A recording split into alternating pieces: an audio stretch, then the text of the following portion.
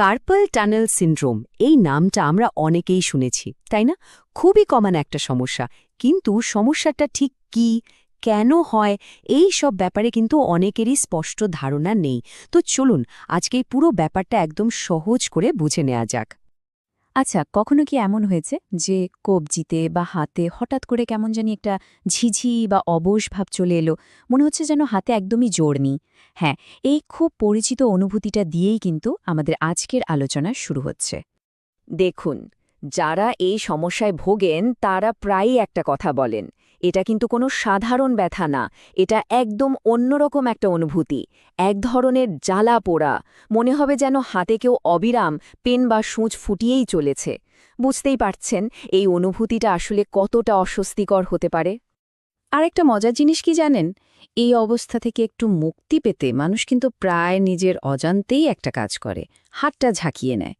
অনেকেই হয়তো খেয়াল না করে এটা করেন। কারণটা হলো এতে কিছুক্ষণের জন্য হলেও একটু আরাম পাওয়া যায়।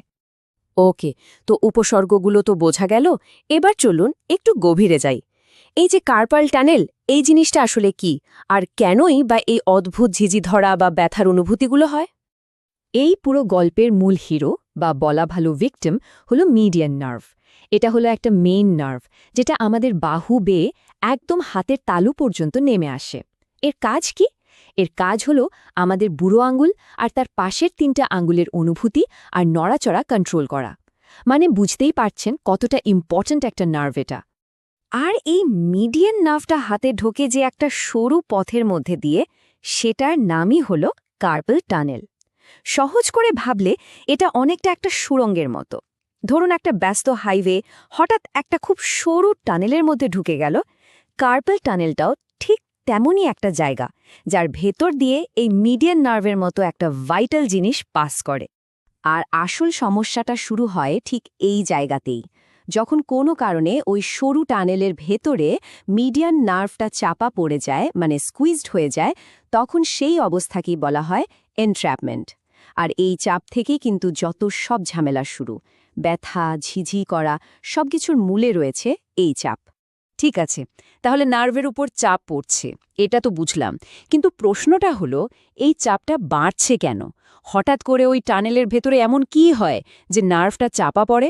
চলুন এবারের পেছনের কারণগুলো একটু খুঁজে দেখি। দেখুন, এর পেছনে কিন্তু বেশ কিছু কারণ থাকতে পারে। যেমন ধরুন, প্রেগন্যান্সির সময় শরীরে ফ্লুইড জমে, তখন কবজিতে চাপ বাড়তে পারে। আবার ভাবুন তো আমাদের এখনকার লাইফস্টাইলের কথা, সারাদিন ধরে টাইপিং বা মাউস ব্যবহার, এই যে একই কাজ বারবার করা, এটাও কিন্তু একটা বড় কারণ। এছাড়া আর্থ্রাইটিস, ডায়াবেটিস বা কবজিতে পুরনো কোনো আঘাত, এগুলোর কারণেও ঝুঁকি বাড়ে। তবে সবচেয়ে ইন্টারেস্টিং ব্যাপার কি জানেন? বেশিরভাগ ক্ষেত্রেই এর কোনো সুনির্দিষ্ট কারণই খুঁজে পাওয়া যায় না। মেডিকেলের ভাষায় একে বলে ইডিওপ্যাথিক। তাহলে এতগুলো আলাদা আলাদা কারণের মধ্যে আসল মিলটা কোথায়? মিল একটাই, যে কোনো কন্ডিশন বা যে কোনো কাজ যা কবজির ওই সরু টানেলের ভেতরে চাপ বাড়িয়ে দেয়, সেটাই কার্পাল টানেল সিনড্রোমের কারণ হতে পারে। সোজা কথায় পুরো খেলার মূল ভিলেন হচ্ছে চাপ। এটাই হচ্ছে বটম লাইন। এখানে একটা বেশ ইন্টারেস্টিং ডেটা আছে। স্ট্যাটিস্টিক্স বলে যে এই সমস্যায় যারা ভোগেন তাদের মধ্যে একটা বড় অংশই কিন্তু মধ্যবয়সী নারী। তার মানে এই না যে পুরুষদের হয় না, অবশ্যই হয়, কিন্তু নারীদের মধ্যে এর প্রবণতা অনেক বেশি। এর পেছনে হরমোনের পরিবর্তন বা শারীরিক গঠনের মতো অনেক কিছুই কারণ হতে পারে বলে বিশেষজ্ঞরা মনে করেন। তো কারণগুলো বোঝা গেল, কাদের বেশি হয় সেটাও জানা গেল। এবার আসা যাক সবচেয়ে জরুরি প্রশ্নে। যদি এ সমস্যা হয় তাহলে মুক্তির উপায় কি? চলুন এবারে ট্রিটমেন্ট বা চিকিৎসার দিকটা নিয়ে কথা বলা যাক। এর চিকিৎসাটা সাধারণত কয়েকটা ধাপে এগোয়। একদম শুরুতে, মানে প্রাথমিক পর্যায়ে, ডাক্তাররা চেষ্টা করেন চাপ কমাতে। কিভাবে? যেমন কিছুদিন কাজ থেকে বিশ্রাম দেওয়া, কবজিতে একটা ব্রেস পরতে বলা, বা কখনো কখনো স্টেরয়েড ইনজেকশন দেওয়া। এগুলোকে বলে কনজারভেটিভ ট্রিটমেন্ট। কিন্তু যদি এসবেও কাজ না হয় বা সমস্যাটা খুব বেড়ে যায়, তখন সার্জারির কথা ভাবা হয়। সার্জারিতে আসলে তেমন জটিল কিছু করা হয় না। ওই যে কার্পাল টানেলের উপর একটা লিগামেন্ট থাকে, সেটাকে সামান্য কেটে দেওয়া হয়। এতে নার্ভের উপর থেকে চাপটা সরে যায় আর নার্ভটা মুক্তি পায়। এটা কিন্তু এখনকার দিনে খুব কমন আর সাকসেসফুল একটা সার্জারি, আর বেশিরভাগ সময়ে এটা একটা পার্মানেন্ট সলিউশন দেয়। তো আজকের আলোচনা আমরা প্রায় শেষ করে এনেছি, কিন্তু যাবার আগে একটা প্রশ্ন রেখে যেতে চাই ভাবার জন্য। আমরা তো এখন একটা ডিজিটাল যুগে বাস করছি।